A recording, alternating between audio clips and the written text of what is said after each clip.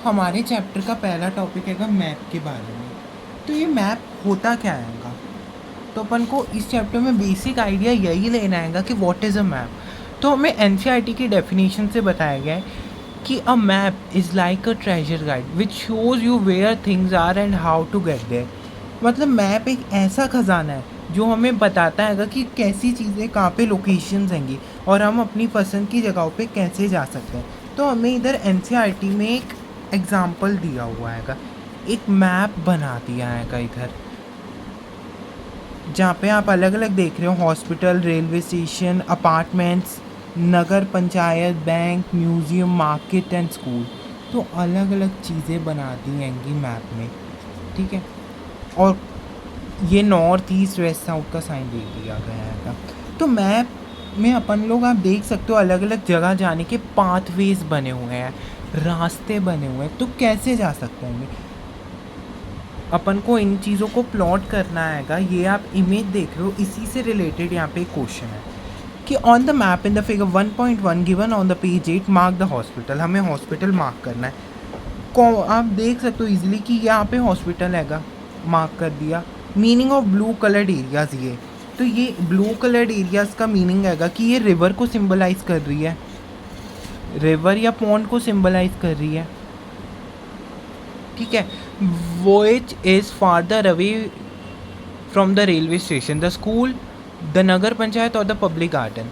अब हमसे इस क्वेश्चन में ये पूछा कि ये जो रेलवे स्टेशन है इससे क्या ज़्यादा दूर हैगा रेलवे स्टेशन से स्कूल। तो स्कूल यहाँ पर आ जाता है रेलवे स्टेशन के यहाँ से यहाँ तक, ठीक है। नेक्स्ट नगर पंचायत, नगर पंचायत यहाँ पर आ जाती है। और पब्लिक गार्डन, पब्लिक गार्डन बिल्कुल यहाँ एंड पे आ जाते हैं। तो अपन इधर ये टिक कर देना कि पब्लिक गार्डन सबसे ज़्यादा दूर है। मतलब मैं यहाँ पे सर्कल लगा रहा हूँ, आपको लिखना है the public garden is more farther than the railway station.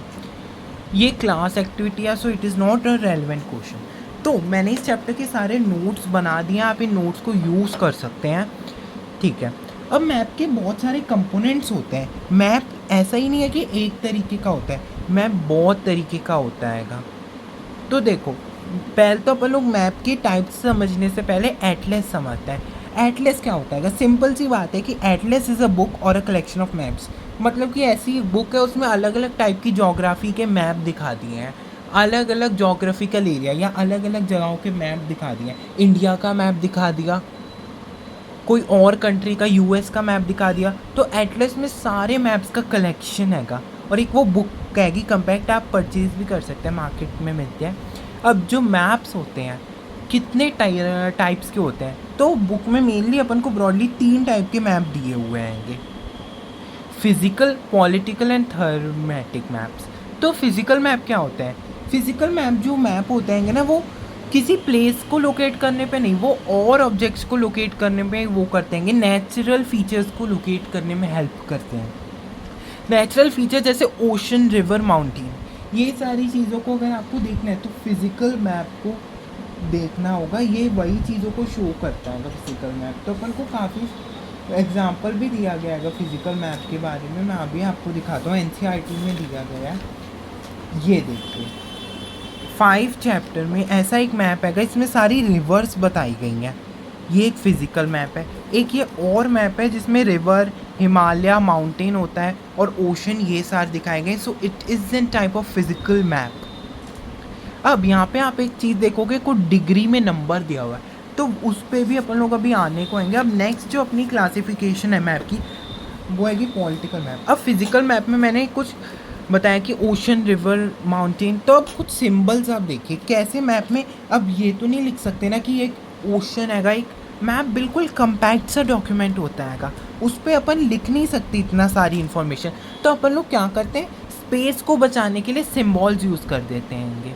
तो ये यहाँ पे अपन देखो, ट्री के लिए सिंबल ऐसा होगा, एक ग्रीन सा लंबा सा ऑब्जेक्ट बना देंगे। ग्रास के लिए ऐसे ग्रीन सी वो बना देंगे, उसको आप स्क्रैप आउट कर देंगे, स्क्रिबल कर दिया एक पेपर पे, ये ग्रीन सा बन गया। अब रिवर के लिए पूरी एक रिवर की शेप की ब्लू कलर से ये बना देंगे लंबी सी। वेल के लिए ब्लैक कलर का इतना मोटा सा डॉट। और कैनाल क्या होता है? Canal is a storage of water. Canal मतलब कि एक पॉन्ड टाइप होता है जो मैंने वाटर को स्टोर करके रख दिया है। तो कैनाल के लिए एक ऐसा वो बना देंगे डॉट। अब पॉलिटिकल मैप क्या आएगा? Political map shows detail of country, state boundaries and city. जो पॉलिटिकल मैप हैगा ना, वो हमें प्लेसेस की, लोकेशन की, कंट्री बाउंड्री, सिटी, स्टेट के बारे में बताता हैगा। तो अपन लोग एक पॉलिटिकल मैप में अब आपको दिखाता हूँ। ये इंडिया का पॉलिटिकल मैप हैगा, इस पे लिखा हुआ है पॉलिटिकल। फिजिकल मैप भी होता हैगा, उसमें क्या फ़र्क रहता है, ये आउटलाइंस नहीं होती हैं। तो ये पॉलिटिकल मैप हैगा, आप देख सकते हैं। जो सारी अपने जो स्टेट्स हैंगी वो सारी बता दी गई हैं। इन स्टेट्स को लोकेट करने के भी बारे में मैं नेक्स्ट चैप्टर में आपको बताने वाला हूँ, ठीक है। अब ये पॉलिटिकल मैप पे कुछ बाउंड्रीज होती हैंगी। एक तो बाउंड्री होती है कि इंटरनेशनल बाउंड्री, एक ऐसी लंबी सी लाइन डॉट और फिर लंबी सी लाइन डॉट। अब देखो, जो ये हैगी स्टेट, ये राजस्थान है, ये पाकिस्तान के साथ इंटरनेशनल बाउंड्री शेयर करता है। तो थोड़ा सा मैं आपको दिखाऊँ तो यहाँ पे एक डॉट, लाइन, डॉट ऐसी सा आपको दिखने को मिल रहा है, क्योंकि इंटरनेशनल। अब स्टेट बाउंड्री के लिए ऐसा सिंबल हैगा, एक छोटी सी लाइन, फिर डॉट, फिर एक छोटी सी लाइन, फिर एक डॉट, ठीक है। अब देखिए ये स्टेट्स, देखिए बिल्कुल करीब से देखिए, हैगा ना वैसा ही जैसा सिंबल अपन को तो एनसीईआरटी में दिए हैं सिंबल। अब डिस्ट्रिक्ट के बारे में होता है लाइन खींच दो। रेलवे लाइन के लिए होता है ऐसे broad gauge, metre gauge. Railway station के लिए एक रेड सा डॉट बना दिया। So it's very simple. Thematic map क्या होता है? थर्माइट मैप थोड़ा सा न्यू हैगा हमारे लिए। न्यू एनसीईआरटी में काफ़ी सारे वो टॉपिक्स जो मिलेंगे। सो थर्माइट मैप हमें कुछ स्पेसिफिक काइंड ऑफ इंफॉर्मेशन ही देता हैगा। जैसे मैं एक स्टेट ले रहा हूँ, फॉर एग्जांपल मध्य प्रदेश, तो मध्य प्रदेश के बारे में सारी इन्फॉर्मेशन, और ये काफ़ी ज़्यादा माइक्रोस्कोपिक वे में, मतलब बारीक से बारीक इन्फॉर्मेशन देता है। अब एनसीईआरटी में आगे के किसी चैप्टर में थर्माइट मैप का एग्जाम्पल दिया हुआ है। सो ये थर्माइट मैप आएगा राजस्थान, गुजरात, मध्य प्रदेश और कुछ पाकिस्तान का। मेनली ये हड़प्पा सिविलाइजेशन का है। अब आप देखोगे यहाँ पे डॉट्स हैं इतने सारे कि छोटी से छोटी चीज़ हमें स्पेसिफिक बताई गई है। ये Saraswati river, Indus river, Mohenjodaro, कितना कुछ हमें बताया हुआ है। हड़प्पा, ये राखी गढ़ी, इतनी सारी साइट, धोलावीरा, लोथल। तो ये जो सारी साइट्स हैं ये थर्माइट मैप है। ये टेम्परेचर के भी बारे में एक छोटी सी सिग्निफिकेंस दिखाता है। अब आप देखोगे सारा जो डेजर्ट का एरिया है ये येलो कलर से है। ये माउंटेन का एरिया जहाँ पे स्नो होती है वो वाइट कलर से है। ये फिर एक डेजर्ट का और एक थोड़ा सा प्लेन एरिया डार्क हैगा। तो ये आप देखोगे रिवर के लिए ब्लू कलर। तो ये टेम्परेचर और कुछ रिवर्स के बारे में बताता है। अब अपन का ये टॉपिक हो गया। ये नोट्स को आप यूज़ ज़रूर करिएगा अपनी आंसर लिखने में, और इससे ये ऐसे नोट्स हैं काफ़ी मैंने अच्छे से मेहनत से बनाए हैं, आप इसे यूज़ कीजिएगा। अब डिस्टेंस क्या आएगा?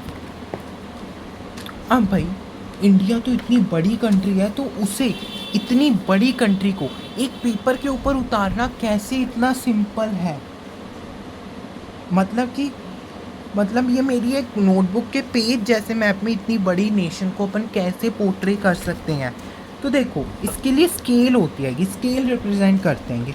मतलब जैसे इंडिया का, इस देश का 500 मीटर मैप में 1 सेंटीमीटर के उससे एग्जांपल से मैं ले सकता हूँ, और हर मैप के ऊपर उसकी स्केल यहाँ पर लिखी हुई होती है। इधर 15.4 मीटर स्केल, या मीटर नहीं स्क्वायर किलोमीटर के हिसाब से इतनी स्केल हैगी। तो इतना हैगा 1 सेंटीमीटर पूरे मैप का, तभी अपन इतने बड़े नेशन को एक पेपर पे प्लॉट कर पा रहे हैं। अब डायरेक्शंस का आप देखो, तो देखो डायरेक्शन पे क्वेश्चन आ जाते हैं। अब ये जो सबसे ऊपर का पोर्शन हैगा ये होता हैगा नॉर्थ। अपन लोग कहते नहीं नॉर्थ इंडिया में बहुत ठंडक पड़ती है। सो इट्स लाइक नॉर्थ ऊपर की डायरेक्शन में हैगा। तो मैं आपको कुछ नॉर्थ की स्टेट्स बता देता हूँ कि क्या से होता है।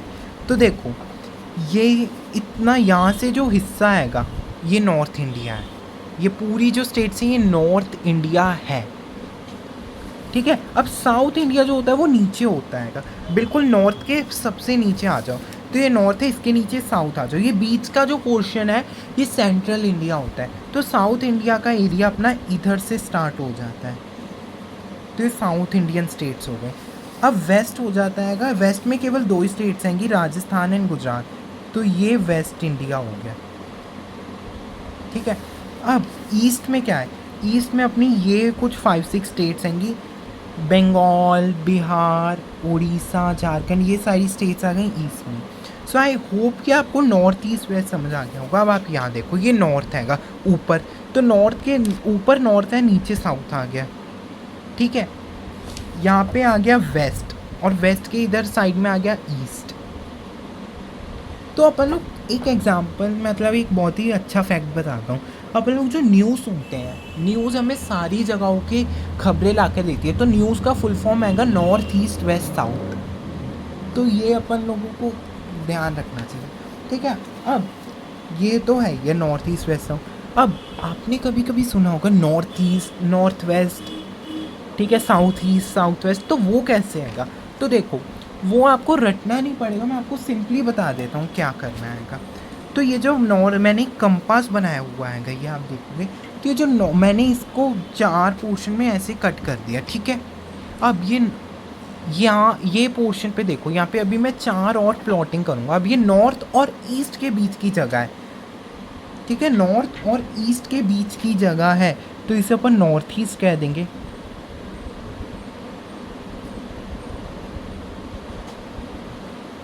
है ना। अब ये साउथ और ईस्ट के बीच की जगह है, तो अपन इसे साउथ ईस्ट कह देंगे।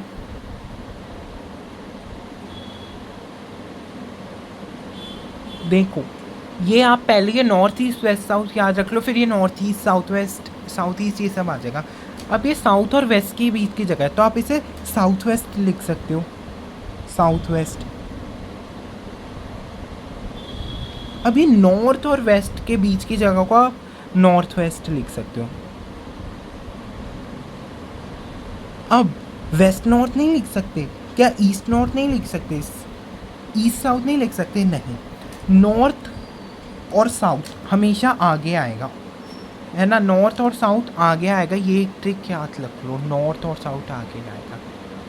अब ये कार्डिनल पॉइंट्स या कार्डिनल डायरेक्शंस क्या होती हैं, इस पे ये जो पॉइंट है ये बहुत इम्पॉर्टेंट है, इससे क्वेश्चन आ जाता है।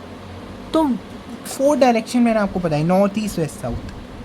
तो ये जो हैंगी, इन्हें अपन कार्डिनल डायरेक्शन और कार्डिनल पॉइंट्स कहते हैं, ठीक है।